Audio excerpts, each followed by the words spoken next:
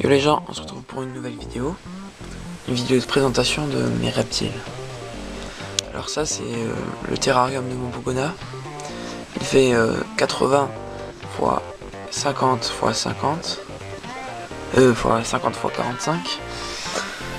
Alors dedans il est composé de deux parties, le point chaud de ce côté et le point froid de ce côté. Le point chaud est composé d'une lampe chauffante, ici, c'est une 35 watts, petite Lucky Reptile. Des pierres pour garder la chaleur la nuit. Et une cachette là-bas. Et des branches pour qu'ils puissent se rapprocher de la chaleur pour qu'ils se réchauffent. Alors mon Pogona, c'est un Pogona Viticeps de à peu près 4 mois. Il est là.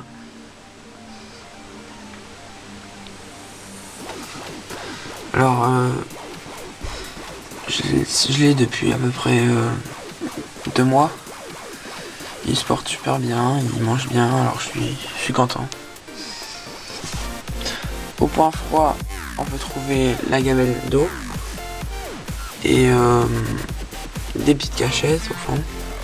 Et là, c'est la gamelle où je lui mets la nourriture, les légumes. Donc j'ai les branches, c'est moi qui les ai préparées, alors faut enlever les écorces, faut les poncer, les désinfecter. Les pierres aussi, pour les désinfecter, faut les mettre, on peut les mettre au four à 200 degrés pendant 30 minutes parce que les bactéries meurent à partir de 180 degrés. Le substrat, c'est du sable que j'ai pris de chez moi. J'ai fait la même technique que les pierres à 200 degrés au four pendant 30 minutes.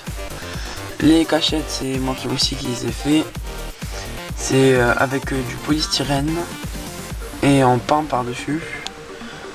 Alors c'est simple, il suffit de faire la forme avec un cutter.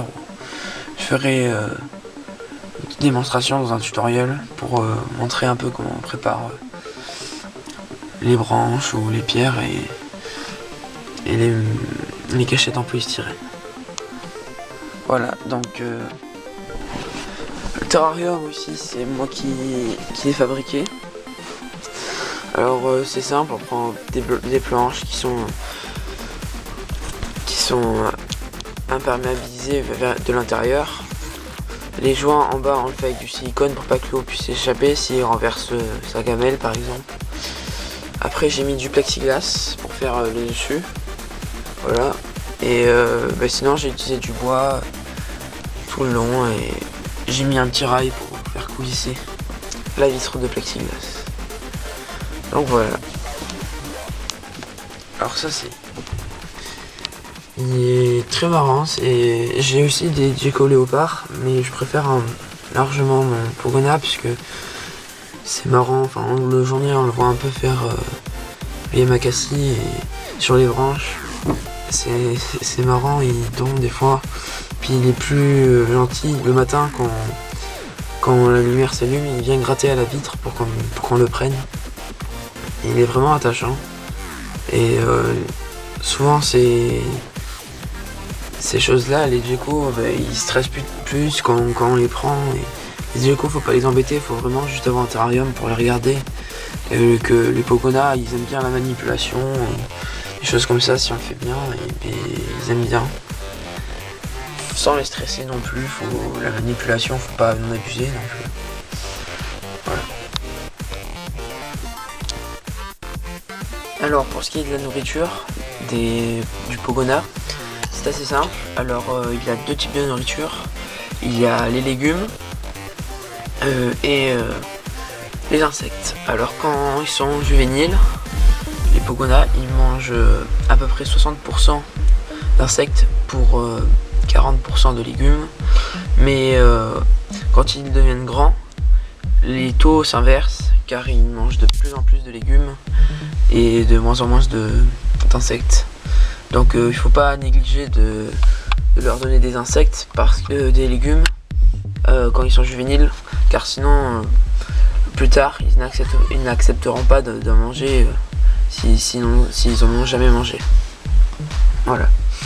Donc les légumes, je mettrai l'affiche dans les commentaires pour montrer à peu près tout ce qui est bon pour les Pogona et tout ce qui est mauvais, qui est du poison pour eux. Par contre, les insectes, il y a plusieurs types d'insectes. Il y a les criquets, les grillons, les blattes, les vers de farine, les vers moriaux, enfin voilà, il y en a plus, mais c'est déjà les principaux. Alors moi personnellement, j'ai nourri avec des grillons. Alors je vais vous montrer ça.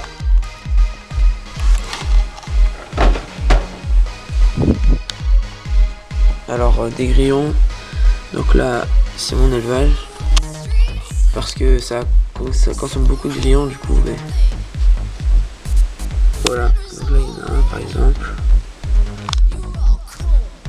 Et donc il adore les grillons, enfin moi j'ai nourri avec une pince comme ça. Parce que si on les met directement dans le terrarium, ils peuvent se cacher et après manger par exemple les déjections du Pogona. Et si lui il remange le grillon après, et bien, ça peut lui causer des maladies.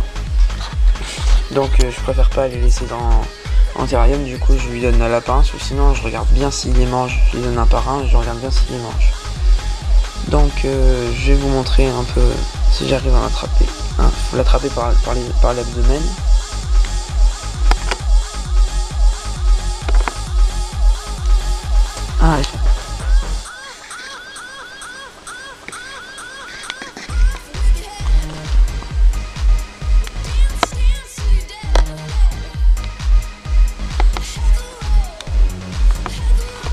Voilà, faut l'attraper par l'abdomen, donc à peu près comme ça. Donc on va repasser.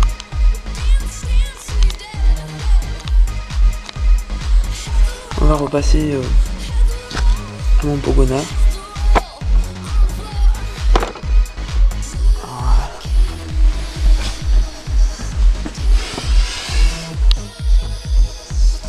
Donc on lui présente le grillon devant sa bouche et il devrait le manger. Alors après, les vers de farine, c'est à peu près comme ça. C'est des petits vers simples comme ça. Voilà. On peut faire des élevages aussi. Je vous montrerai un tutoriel pour voir comment on fait les élevages de grillons et de vers de farine. Les vers de farine, c'est super simple à élever. Pas beaucoup à s'en occuper, avec les grillons, un peu plus difficile. Donc les vers de farine, ils ont 3 stades d'évolution. Le premier, c'est les vers justement. Le deuxième, c'est une petite larve comme ça, une petite larve blanche qui, attendez, elle est là. Voilà. Et le troisième, c'est un petit insecte, un petit cafard, un peu comme ça. Donc moi je leur donne aussi, car ils ne se déplacent pas très vite, et du coup quand je leur donne ça, je leur donne pas la pince, je le lâche dans le terrarium et ils mangent directement dessus. Donc je vais vous montrer un peu avec les vers de farine. Alors ils préfèrent les vers de farine, mais les vers de farine c'est vraiment un complément qu'il faut les donner, c'est 2 fois par semaine, car c'est comme des bonbons pour nous, c'est comme des friandises, il faut pas en manger trop, sinon il peut grossir ou avoir des problèmes. Voilà. Donc, le vers de farine. Voilà, il y a mon Pogona. Impeccable. Donc il mange super bien, je suis super content. J'aimerais bien vous faire descendre pour vous montrer chasser. Donc voilà, je l'ai fait descendre. Il est là, je vais vous le montrer.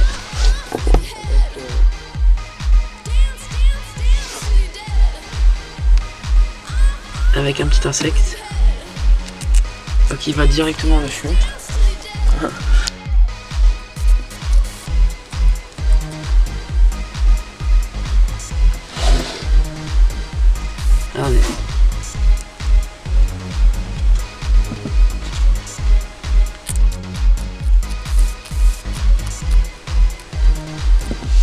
Voilà, donc il mange super bien.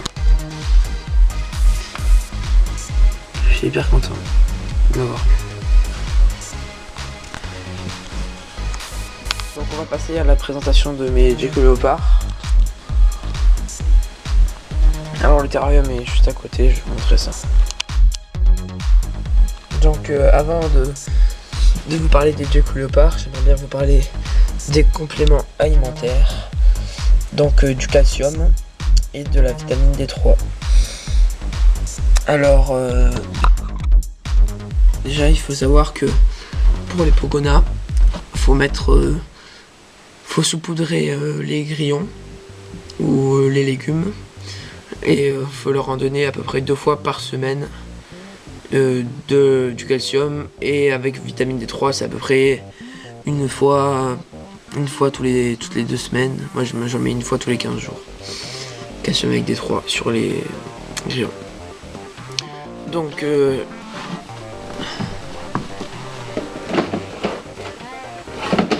vais vous montrer en quoi ça consiste. Alors le calcium, je l'ai eu dans une petite boîte. Voilà, comme ça. C'est marqué calcium. Moi c'est une Exotera, c'est pas les mieux parce qu'ils coûtent super cher pour un petit paquet. Donc voilà, du calcium. Exotera, je vois qu'ils mettent quand même beaucoup de choses pour que ça prenne plus de place. Des aliments pas nécessaires dans le calcium. Que moi je recommanderais. J'avais déjà eu du Zoomed, mais là j'étais en rupture et je devais aller à l'animalerie parce que j'avais pas le temps d'en racheter. J'avais pas le temps d'en racheter sur internet parce que j'en avais vraiment plus. Du coup j'ai pris ça en attendant. La vitamine D3, moi c'est de la Reptile Complexe. Oui, D3, voilà. Donc c'est de la vitamine D3 complétée avec 22% de calcium. Alors voilà, c'est un pot plus gros déjà. Ça coûte moins cher le calcium, je trouve. Après il y a des pots aussi de... Moi je trouve que ça coûte moins cher le calcium, enfin la D3 pardon. Et après il y a des pots de calcium, on peut les acheter carrément, des pots alimentaires, des pots par exemple calcium sans phosphate, ou des choses comme ça. Donc voilà. Pour ce qui est des geckos, ils n'ont pas besoin de se poudrer les grillons, on peut le faire, mais c'est pas obligé car ils ont une petite coupelle où on met du calcium à volonté et quand ils en ont besoin ils se servent et voilà.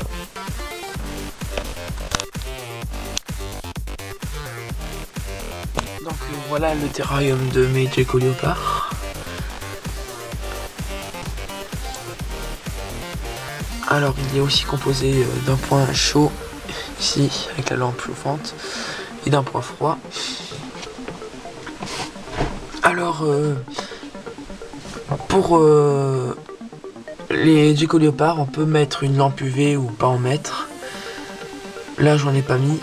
Sur celui-là, j'en ai une pour le Pogona, j'ai une 10.0 en 25 watts. Ici j'en ai pas mis parce que j'ai pas de douille en porcelaine, il faut que j'en achète une.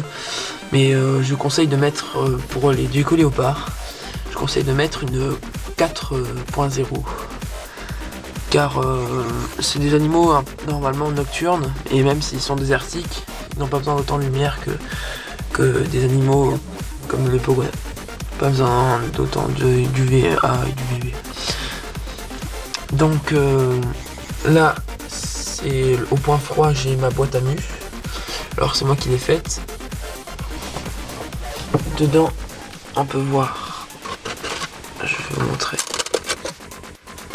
On peut voir, j'ai mis de la vermiculite. Alors, je sais pas si vous voyez. Je vais prendre une lampe. Donc dedans je mets de la vermiculite.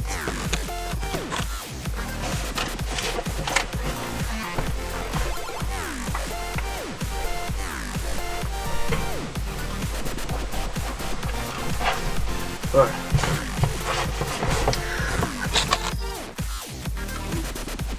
Donc il y a mon gecko ici. Je mets de la vermiculite. Et je l'humidifie.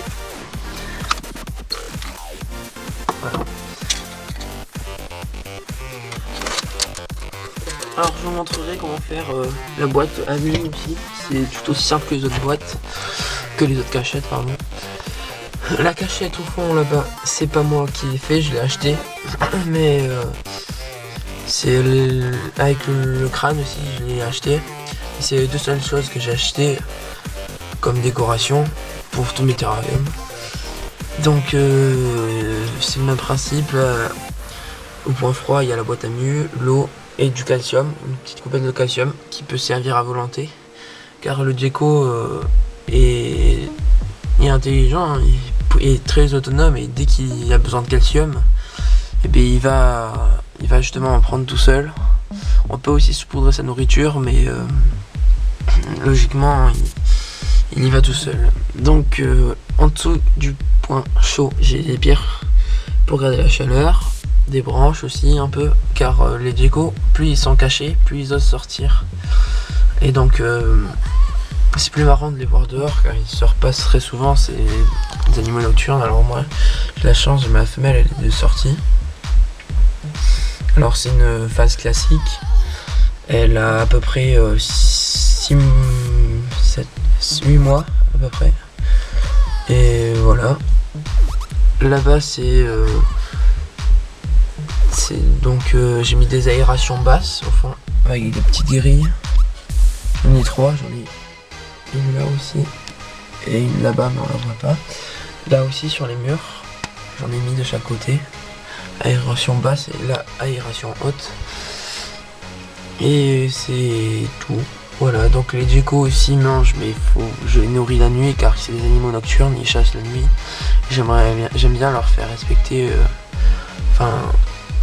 faire comme dans la nature, car le but de la terrariophilie c'est de reproduire les habitats naturels. Donc là on peut voir qu'elle va muer parce qu'elle est assez pâle. Voilà. Donc elle est assez sympa, je peux la prendre, j'ai habitué à la manipulation parce qu'au début elle criait. Mais maintenant c'est bon. L'autre aussi qui est très sympa, qui est là-dedans, que je vous ai montré tout à l'heure avec la vermiculite. Donc la lampe chauffante ici c'est une 20 watts, que pour mon pogona j'avais une 35 watts. Car les geckos léopards ont besoin d'un point chaud à peu près 33 degrés, au lieu que les pogonas ont besoin d'un point chaud entre 40 et 50 degrés. Donc moi au point chaud du pogona j'ai 43 et 40 ou 44 degrés, ça change. Et dans le terrarium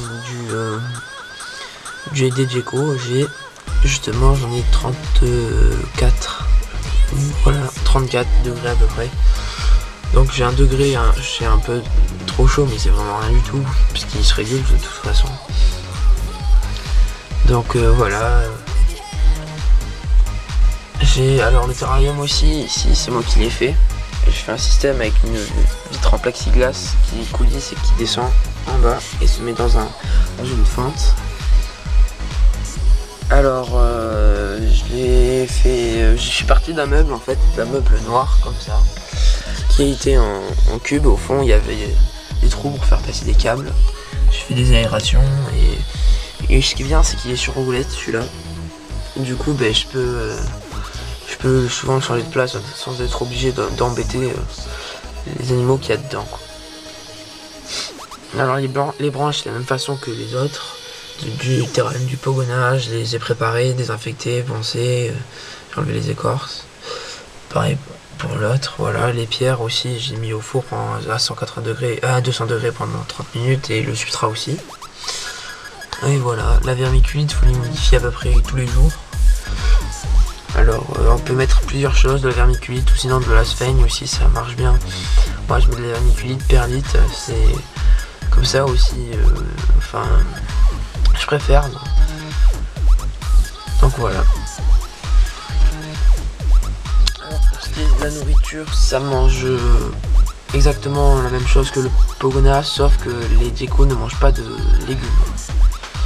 Mais ils mangent exactement les mêmes insectes.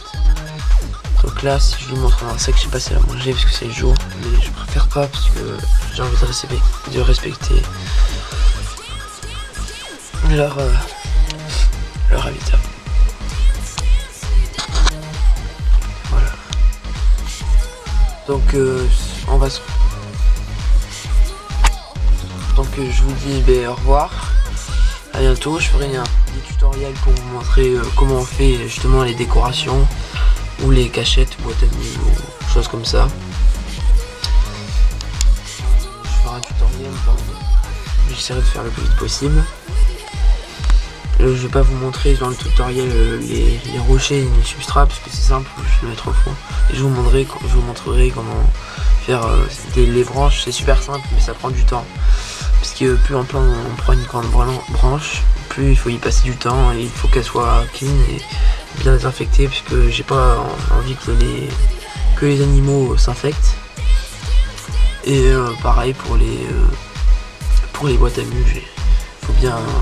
Faut mettre de la peinture qui peut pas manger ou des choses comme ça, de la peinture exprès ou peinture alimentaire sinon. Et faut être rigoureux, faut bien faire attention qu'il n'y ait pas des bouts de polystyrène qui sortent par-ci par-là. Donc voilà. On se retrouvera pour une prochaine vidéo. Salut à tous.